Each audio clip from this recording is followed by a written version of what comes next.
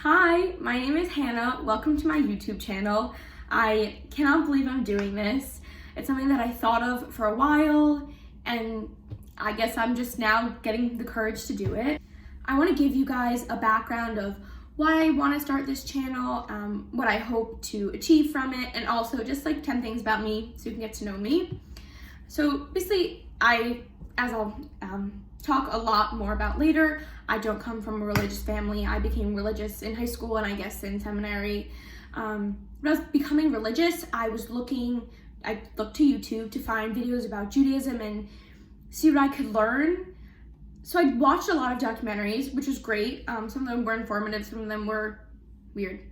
But I also wanted to just find like a Jewish YouTuber, and specifically a religious Jewish YouTuber, and I really didn't find any of those.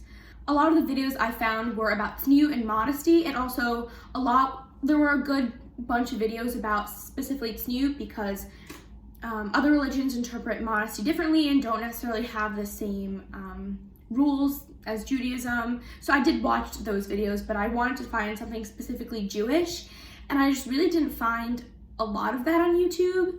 As I mentioned earlier, I did watch documentaries, but a lot of them were like insert Hasidic sects explained and Judaism versus other religions, and they were interesting, but really not what I was looking for. Again, I was looking for a frum YouTuber. I didn't find any of that.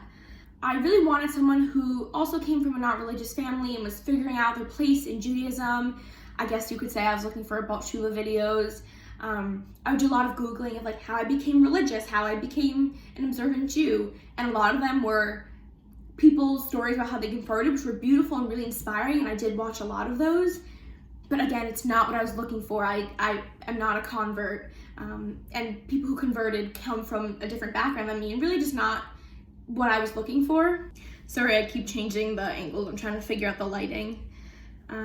So yeah, all of the videos that I found on YouTube were great and were very helpful, but at the end of the day, not what I was looking for. So a few months ago, I was down the YouTube rabbit hole, as one gets into it late at night. And I stumbled upon this Mennonite lady's YouTube and her channel, and I was watching it, and she talked about how she decided to start her YouTube channel because she didn't see herself represented in YouTube. She didn't see any other Mennonite women or anyone Mennonite, period. And she's like, okay, I'm gonna do this. I'm gonna show my life as a Mennonite woman because I feel that a lot of people have misconceptions and don't really know what it means to be me. So I'm gonna show people. And now there's a bunch of Mennonite YouTubers, which is random, but you know what, good for her. Like, she's a pioneer. So that's what really put the idea in my head. I was like, okay, this Mennonite lady can do it. Like, why can't I? Then I was like, no, it's a lot of work probably, and like I really don't know the YouTube game. Like, I watch some videos sometimes and I'm not like, oh, I have these YouTubers that I really like. But then I just started telling the idea to my friends and my sister, and they all thought it was a really good idea. I talk a lot and I'm really opinionated, and they just all thought it'd be really cool for me to start that, and it would be a good project for me. So then I was like, okay, maybe I can do it, kept thinking about it. So then I decided to do some research. I guess it was possible that I overlooked Orthodox YouTubers. I just wasn't looking for the right thing.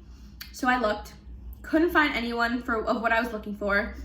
And then when you put Orthodox Jew or Orthodox Judaism into YouTube, there really weren't that amazing of videos that came up. And a lot were really negative, like Orthodox Jew clashes with the IDF, and ultra-Orthodox Jew delays plane because he refuses to sit by a woman. And also a lot of why I left Orthodox Judaism, which, listen, I'm sure those people have their reasons, but not what I was looking for. And just in general, I felt as though all the videos that came up were really negative, and I got really frustrated because not just in Judaism, but really just all things in the world. I know that's not a good word, but the loudest people are the people who are seen, but they're usually the minority. So the Jews that are screaming and not giving a good name to Judaism, specifically Orthodox Judaism, they're in the minority. They happen to be the loudest, and that's what news is interested in. They're the loudest people. So I felt that also kind of added fuel to why I wanted to do this channel. because I feel as though I need to rectify the situation and show people Orthodox Jews are normal, we do normal things, not everyone refuses to sit by a woman or clashes with ID, whatever, the other videos that came up. So that also really added to it, and I just want to show people that Orthodox Jews are just here to make the world a better place and to serve Hashem and just be nice people and be normal and not yell at people. So just a quick disclaimer before I tell you about myself. There's a lot of different types and interpretations of Judaism. In Bamidbar Rabbah 13:16, it talks about how there are 17 modes of expounding the Torah. So I just wanted to offer my understanding and explanation of that.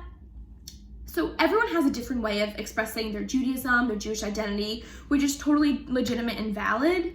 I am a freshman in college. Through Hillel, I've been introduced to pluralism, which is basically trying to create a comfortable Jewish environment and space, regardless of level of religious comfort and really just regardless of Jewish level, religious level, whatever. I think pluralism is beautiful and nuanced and so important, and it's really been amazing figuring out and learning about that balance. But that's not what this channel is. I choose to align myself with Orthodox Judaism, which, as defined by Google, is a collective term for the traditionalist branches of contemporary Judaism. Theologically, it is chiefly defined by regarding the Torah, both written and oral, as literally revealed by God on Mount Sinai and faithfully transmitted ever since. Okay, whatever that means. That's just what Google says. Hopefully through this channel, I'll be able to explain more what Orthodox Judaism is and how I interpret it and how I align myself, which that's a whole story. So this is specifically an Orthodox channel. Obviously, you don't have to be Orthodox or even Jewish to watch this.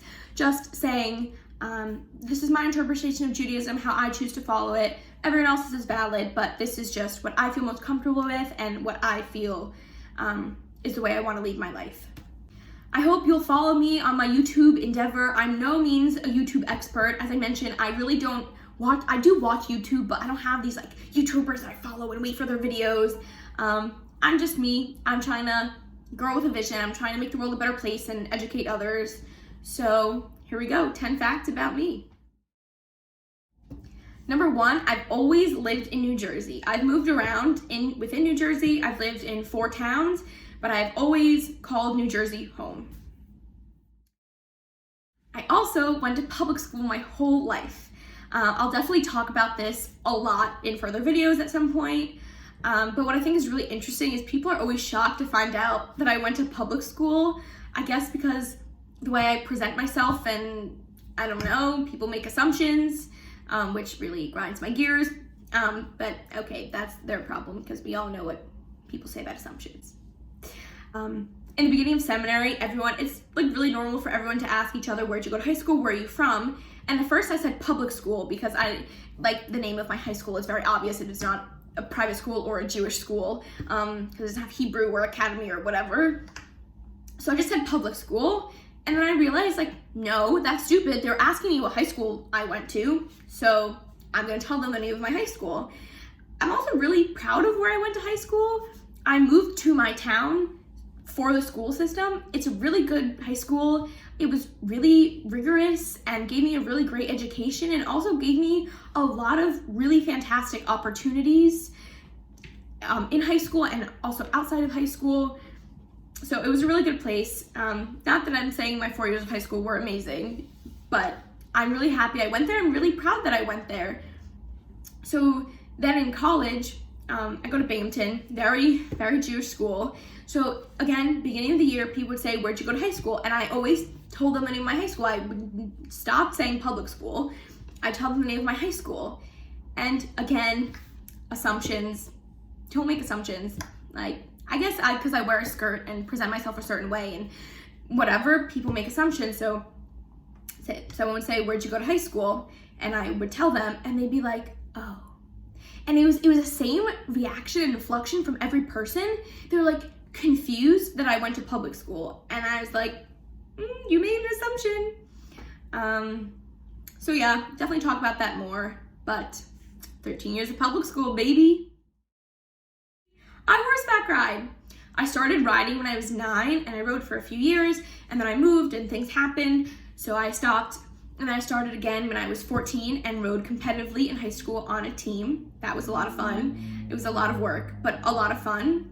And I've taken, I guess, almost a year and a half. It'll probably be a 2-year hiatus because I went to seminary. In seminary, I volunteered at a barn, as we had chesed days. Volunteered at a barn, and I only got to ride twice. And then I wanted to ride in college, but it just didn't work out this year or last semester. And then the way the competitive season works out, I can't do it like this coming semester. So hopefully next year I'll get back into riding. Number 4 is that I'm a twin. Hopefully I'll get her into this channel at some point and make videos with her. We're really different. We don't really always get along, but we're really funny together. And she's really the one that pushed me to do this channel. So there it is. And everyone, after they find out that I'm a twin, the first question they ask is if we're identical. Nope, we're fraternal. We don't look alike. I have curly hair and I'm taller, and yeah, we're fraternal. Number 5 is that I've done theater since I was 8. Mainly musicals. I think I've been in like 2 straight shows, or maybe more. I don't know. I did it elementary school and middle school, and I was super involved in high school. That was really mainly my main friend group, and I spent a lot of time doing theater in high school. If anyone else did theater, you know how much of a time commitment it was. So my senior year, I directed Fiddler on the Roof, which is amazing. I've also stage managed, and I've done crew and other things, and I worked with the leadership of my company in high school. That was really fun. And also, the summer after my senior year, we performed, we took a broad group from my high school and performed at the Edinburgh Fringe Festival, which is amazing. Like, actually the coolest experience ever. I highly recommend going. You don't have to perform in it. You can just go. It was amazing. Literally so cool. I want to go back so badly. Russian is my first language. My parents are both from Ukraine. They came to America when my mom was 14 and my dad was, I think, 6. So I spoke Russian in the house till the summer before kindergarten. I went to a Russian preschool. I actually remember one time in preschool, I don't remember when, but I was standing next to my friend and the teacher goes, okay, we're gonna start speaking English now. And I turned to my friend and I was like, why do we need to speak English? Because no one that I knew at that point in my life spoke English. I didn't feel like it was, I was like little, so I didn't feel weird that I didn't speak English. So that's pretty cool. I'm illiterate though. So people have asked me if I'm gonna take like a test to get out of a language in college, and I can't because I'm illiterate. Number 7 is that my family isn't religious. I became religious, I guess, in high school and in seminary, and I think it's really just a process. So I guess you could call me a Balt Shuva, whatever that means. I really think everyone is Balt Shuva because it just means master of return. I think everyone is always finding their place in Judaism and just trying to become a better person. But yeah, my family isn't religious. Everyone has been really, really supportful, especially my mom. She's a really great lady. And even the people in my family who I thought would make rude comments or like not be supportive have been really supportive. So that was a really pleasant surprise. Yeah, they're great. Number 8 is that I became religious through CTeam. CTeam is Chabad's teen network. It's amazing, like actually the best thing ever. It's incredible and beautiful, and the people are just actually the best. Like the friends that I made and the rabbis and the rebbitzins that I met and the CTeam staff, they're actually all incredible. I talked to someone from CTeam probably every day. Also, one of my really good friends from CTeam was my roommate in seminary, so I definitely talked to her a lot, and we spent 10 months living together. So yeah, CTeam is amazing. I miss it a lot. Literally just the best thing ever. I don't know what else to say besides it's the best thing ever. Number 9 is that I went to seminary in Israel. I went to Machon Mayan, which is sort of near Ashdod. It's not really in a town. So I just say it's near Ashdod for people, which like I guess it is. It's like a 25-30 minute bus. It's like near Gedera. It's on Givat Washington. It's like really random, like actually the middle of nowhere. It's about an hour bus to Jerusalem, but the campus is great, and I really hope to make videos about seminary tips, things I learned, packing, all that stuff, because again, I didn't find that when I was going to seminary. I didn't find that on YouTube, and I really just wanted advice. So hopefully I can do that for future girls going to seminary. So yeah, I'm really excited to do that because seminary was the best year of my life. It was so fun. I made such good friends. I'm having a bunch of my friends from seminary come over next Shabbat. And again, I talk to people from seminary every single day. So that was really, really beautiful experience, and I hope I can share some of the things I learned and my experiences in seminary with you. And the last fact about me is that my favorite show of all time is Gilmore Girls. I think I started watching it my freshman year of high school, and I've rewatched it a million times. It's always funny. Every single time it makes me smile. It's the best show. Like you can watch Gilmore Girls in really any mood you're in. I will watch it when I'm like stressed or frustrated or sad, but also just like, I'm like, wow, I haven't watched Gilmore Girls in a while. And whenever it's like, oh, I need a show to watch on Netflix, I'm like, Gilmore Girls. And they're like, no, like a show. And I was like, Gilmore Girls. It's really just the best. It's so good. I hope you enjoyed getting to know me a little bit better, and I'm really excited to share myself and my journey and my experiences and my opinions with you. Hopefully get some guest speakers. I just know a lot of cool people who have a lot of cool things to say, so I'm really excited to share that and kind of start this Orthodox Jewish YouTuber endeavor. And who knows, maybe I'll be like that Mennonite lady and spark some other people to start doing this, because I really just think it's an amazing platform to share ideas and thoughts and opinions.